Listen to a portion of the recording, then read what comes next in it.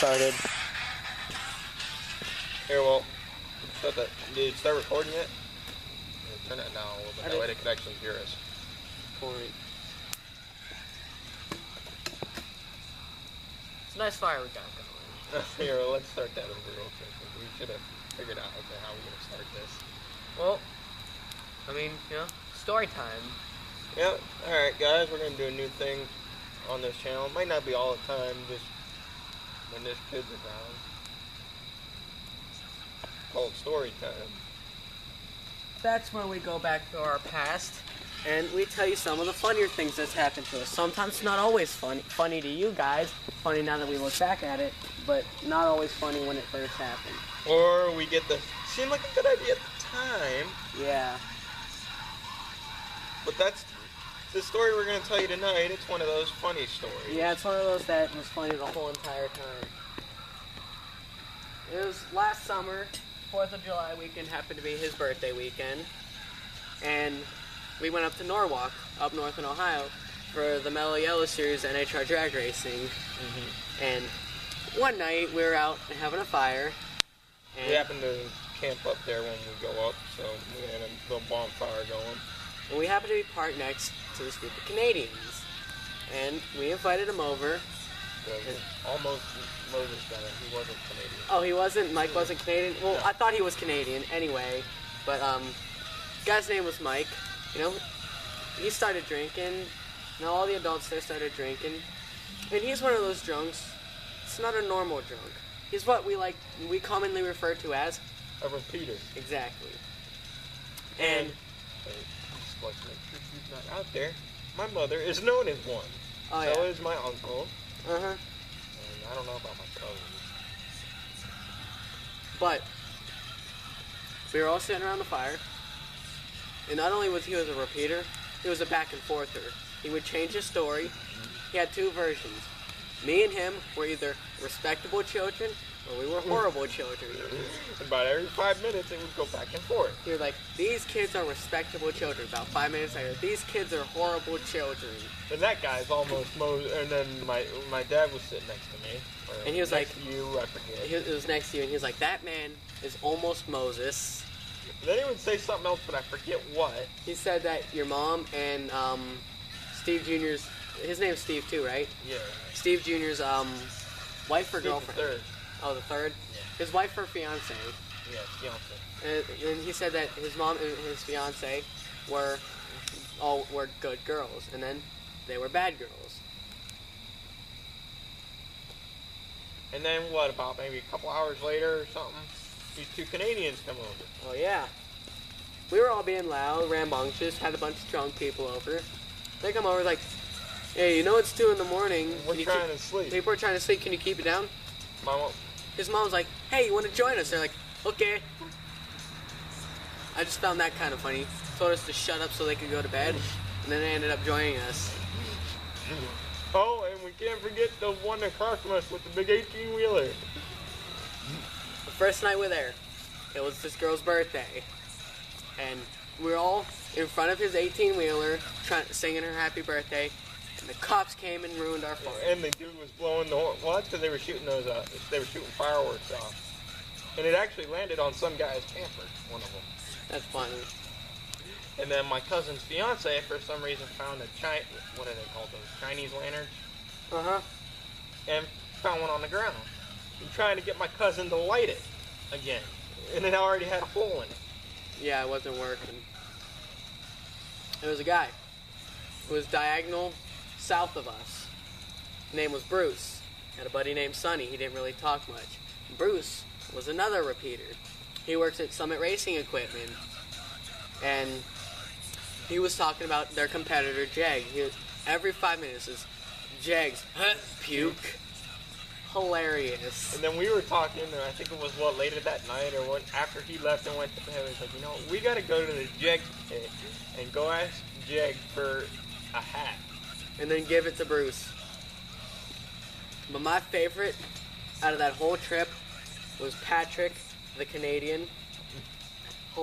Really cool guy. Really cool, really smart. for being a Canadian. Yeah, he's No one of the offense to Canadians. Yeah, he was one of the cooler Canadians I've ever. He was like one of the first Canadians I've ever met, anyway. But he was so cool. He was a proper drunk. He wouldn't walk like I'm drunk.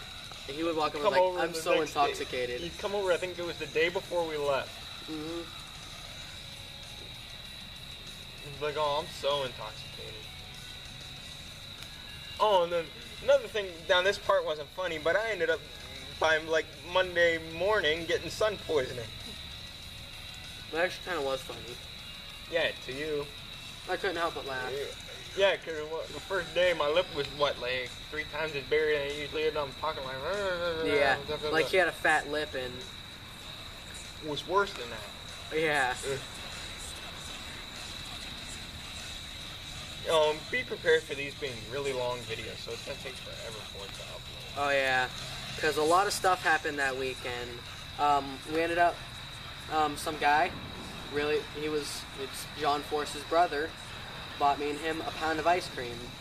It was only $1. That was the thing. We were sitting in line, while I was telling them, see, there's a bunch of mini stories when it comes to this stuff. Yeah, our stories have mini stories, guys.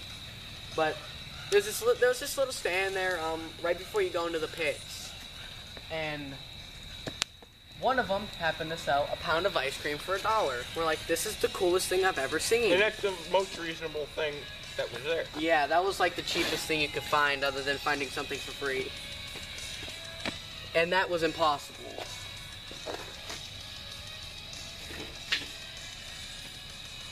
Finding something free at a drag race is when you find something on the ground and you decide to keep it. Like, we did find some random guy's keys. Yeah. Some guy or a girl, we couldn't tell, lost their keys in the pits. And then we went back to the camper, and we were telling my parents about it. I was like, you didn't take it to Lost and Found? I'm like, I don't know where it is. Yeah. But anyway, back to Diesel Louie. Oh yeah, Diesel Louie. We were in line at the ice cream thing. The one negative to that is that's the longest line. Well, I mean, it's a pound of ice cream for $1. The line's gonna be miles long. When we went at night, so the line wasn't too bad. And he's walking down the not pathway, but sidewalk type deal. And he gets in line right behind us.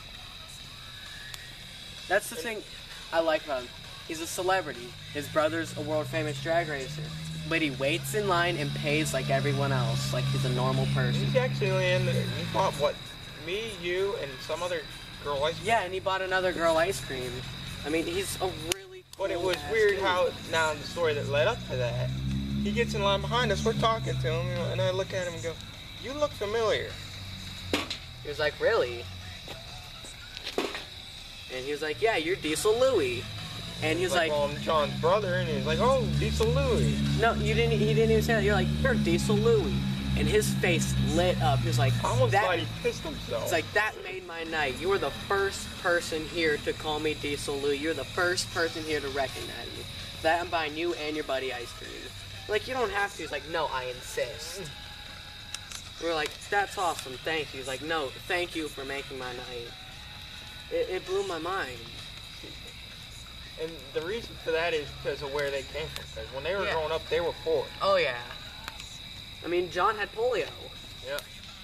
They had to, I think, picked grapes or apples or something. They had to tie him to a rock so he wouldn't wander off. Yeah. But he went from being born with polio to being a 16-time world funny car racing champion. And he's in the points, actually, for his 17. Really? As his own. He has, like, 18 or 19 as a team owner.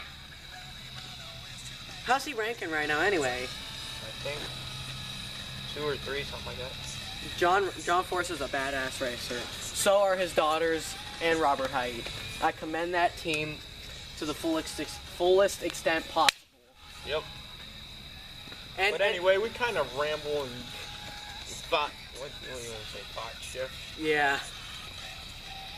But anyway, what were we talking about? Diesel Louie. Yeah. How he bought us the ice cream. And he bought this random girl ice cream just because he felt And then he got all confused because he was up paying for ours, and they were like... Yeah. And then some other person ended up buying his. Yeah, someone bought it some for him. And he was, poor guy was all like, no, wait, it should be like, 7 or...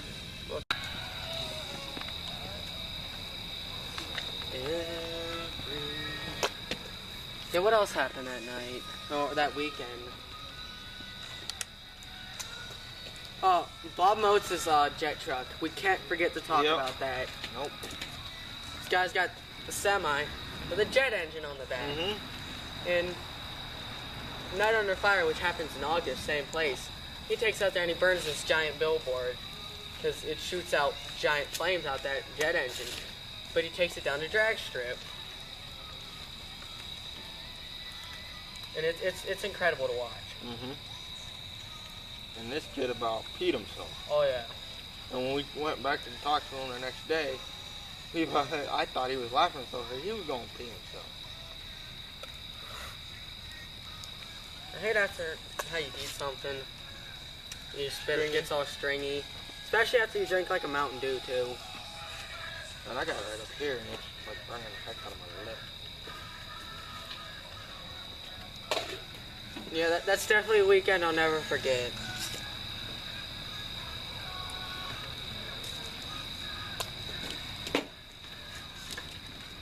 Especially since I spent it with people who have been really good to me since I met him in 8th grade. It's been 3 years already, bud. Yeah. No more than that, actually. Since we met, or since you've been coming over here? Since we met. It's been 3 years. 9, 10, 11. You don't count 8th grade, really. Because 8th grade was when I met you. You don't count that as the year.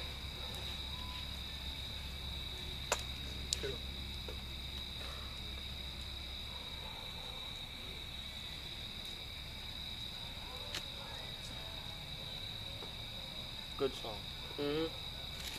Bad company, isn't it? Actually, take a bigger pen, so I'm not having any trouble. Yeah, I've been coming to this kid's house for over a year now. My very first day I came over here, I stayed the night. I stayed the night at his house. Four nights in a row. Oh yeah, because that was summer too. Well, and that's our story basically on Night Under Fire. Well, I didn't go to the Night Under Fire. I mean, the 4th of July weekend. Yeah. And that real quick. That was also my my first taste of nitro. Cause I dared him when we went up there. He had to stand right by the rope when they fired up a car. It was worth it.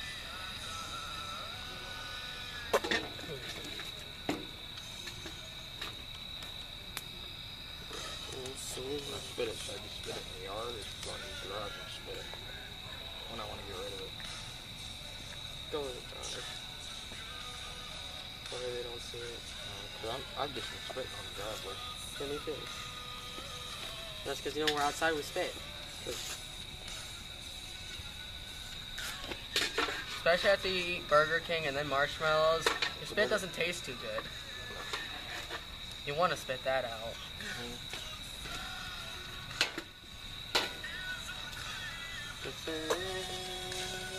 Oh, that one was really good.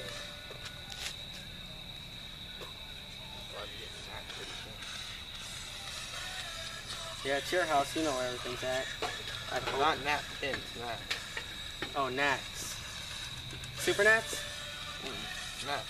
Oh, bugs? Yeah. Alright, I'll be right back. Alright, well, yeah, that's it for our Norwalk adventure. Stay tuned. We got more.